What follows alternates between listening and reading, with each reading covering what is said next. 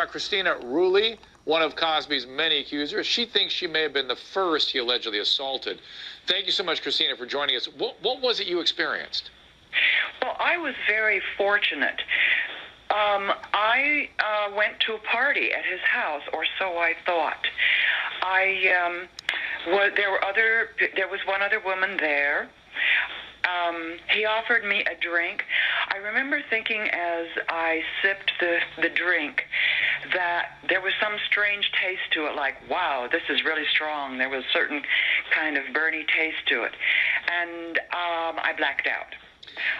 Like many others who've talked, I awakened naked in bed with him, and I was very fortunate.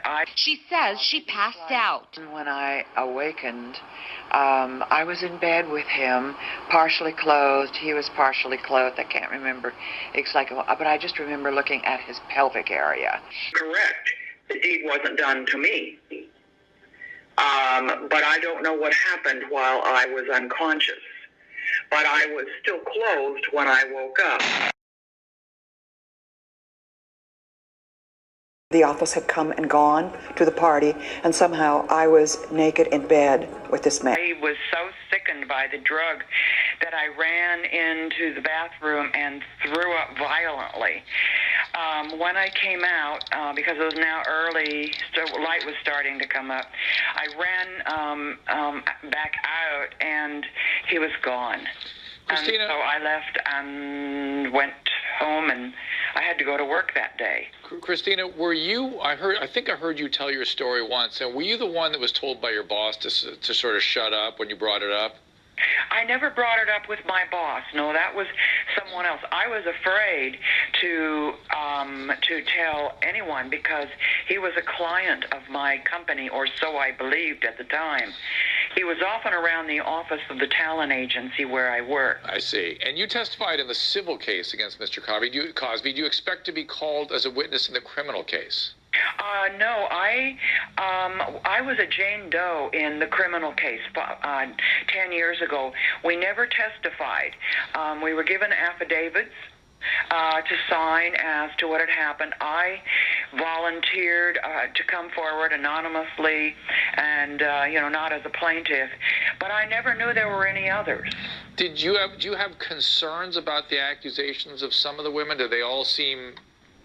No, you don't not have at any all. concerns. In fact, the more I hear, the more a similarity. For instance, this was 1965, and the next three women after me that he assaulted were all had something put in their drink.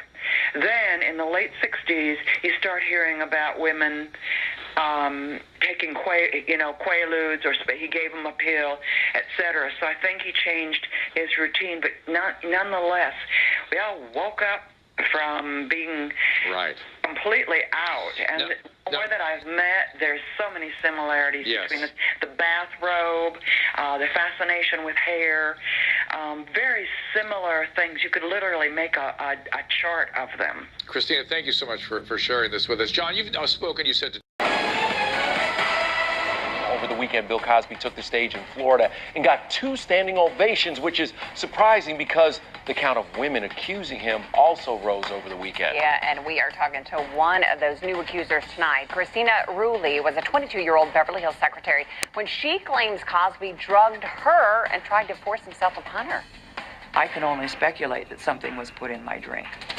After the second drink, I just went lights out. The way that he assaulted me was he was naked. I know his chest was naked, and I think his pants were off. And as I came to, he pushed my head. Kristina